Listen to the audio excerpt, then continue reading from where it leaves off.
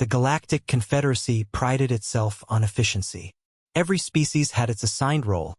The Vurak handled navigation, the Tlani mastered medical science, and the rigid More Dominion ensured military order. Into this carefully balanced system had arrived the newest addition, humans.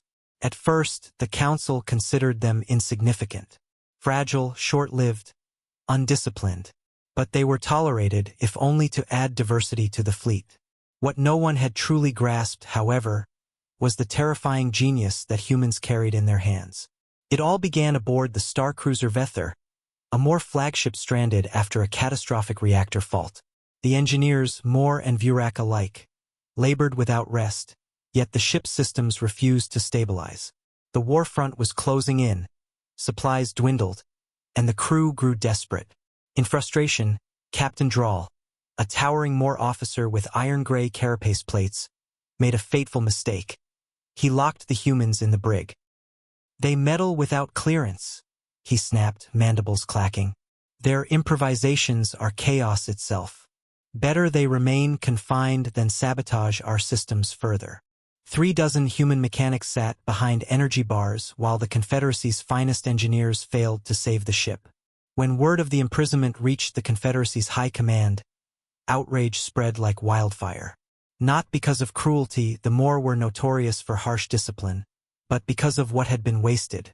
Ambassador Kithra of the Tlani stormed into the council chamber. Her crest feathers flared crimson, a rare show of fury. "You imprisoned humans?" she demanded. "Are you insane? Do you not realize what they are?" Drawl tried to defend himself via holotransmission. "They are reckless tinkerers. They tear apart machinery with no respect for protocol. I could not allow them." "Could not allow them?" Kithra's voice cut like a blade. "Do you know how many fleets they've saved with those reckless hands? They can rebuild a reactor from scrap and laughter. They breathe life into systems we declare unsalvageable." The chamber erupted in murmurs.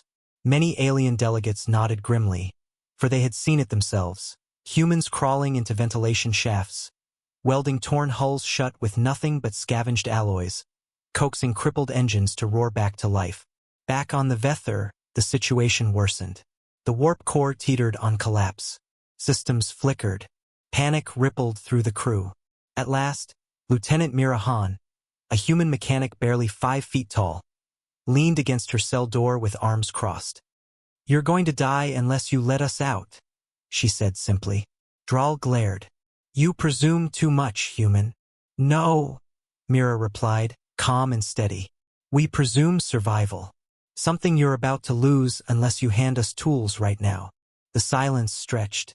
Then, with a hiss of frustration, Drawl deactivated the energy barrier. "Prove it," he growled. What followed was chaos, glorious human chaos. The mechanics swarmed like ants, shouting strange jargon, cannibalizing spare parts from food dispensers, repurposing medical tubing for coolant lines, rerouting power through systems no sane engineer would touch.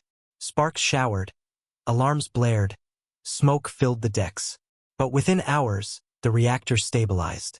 By dawn cycle, the Vether hummed with power stronger than before. Drawl stood dumbfounded as Mira wiped grease from her face. "Fixed your ship," she said.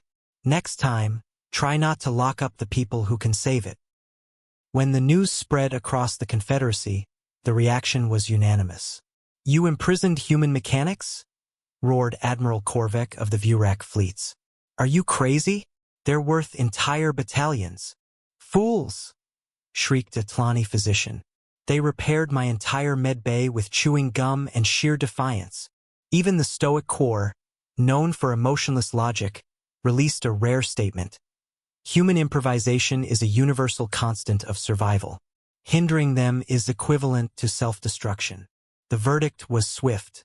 New Confederacy laws declared human engineers priority personnel. To confine or restrict them without cause was now a capital offense. As for Mirahan and her fellow mechanics, they walked free from the Vether, tools slung over their shoulders, smirking at the alien crews who now eyed them with awe. Humans were no longer dismissed as fragile. They were feared, not for their weapons, not for their soldiers, but for their unstoppable ability to make the impossible work. And across the galaxy, a new saying spread among starship crews: if your ship is dying, pray there's a human in the engine room.